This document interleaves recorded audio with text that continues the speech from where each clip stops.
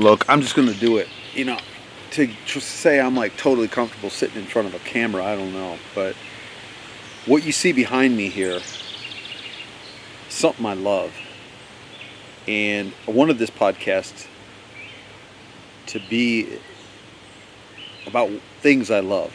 I was just reading Dante Stewart on my recently, and he was talking about, yes, there is joy in suffering.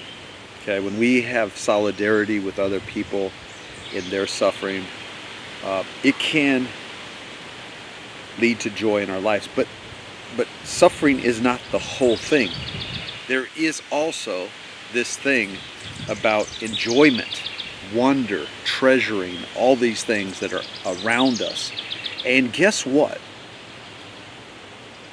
We can do that even if Trump is in office. Imagine that.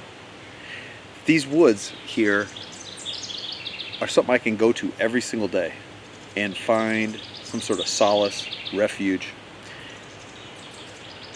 It is really the basis of my whole spirituality, is really in this land. And where I'm filming from is where I hope to build a log cabin. I have dug out the foundation, and this is going to be sort of my Thoreau cabin in the woods. This is my Walden, and I believe it's important to have a place in our faith, a place that we connect and resonate with one of the key relationships in humanity, and that is our relationship to nature. Because whatever's happening out there, I come here and I find a larger story. I look up at the stars, I see the moon, and I see that there's a larger story.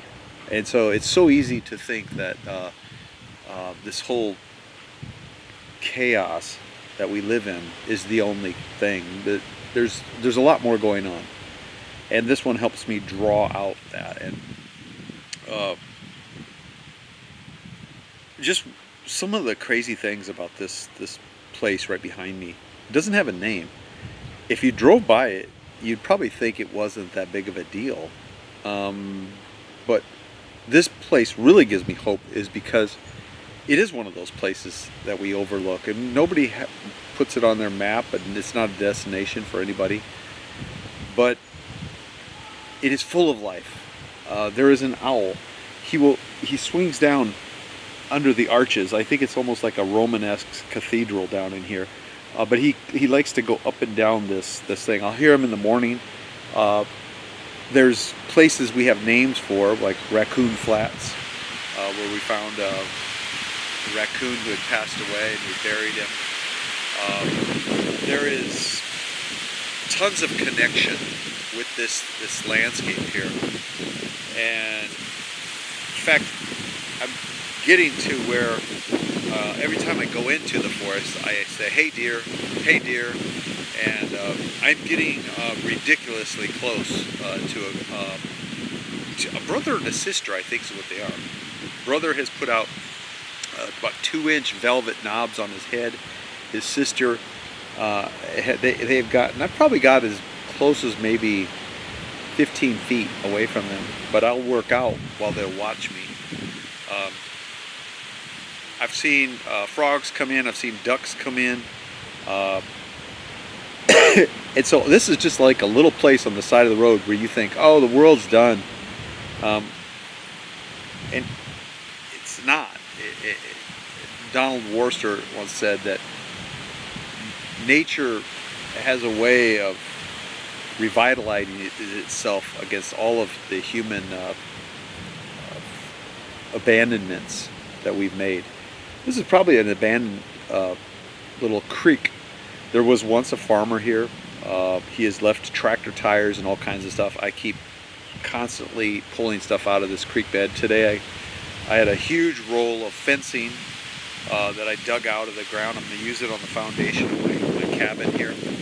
That took a lot of work to get that out of there, but it's been a I found everything in here. Barbie dolls, flippers, swing set, tractor tires, bra, all kinds of stuff I've found down in here. Curlers, hair curlers from the 1970s. And it's interesting to me that humanity dumps in places like this because they think they don't matter, because they don't have a name. Places like this matter much to owls and raccoons and deer and turkeys, and me as well. And I don't know. I think we can talk about the connection to places like this. Try to use words, but honestly, the best thing about what's behind me is what's behind me. And to come into it with humility in all five senses going, and just sitting in it, being a part of it. And honestly, what's his name? Can't take that away. At least today.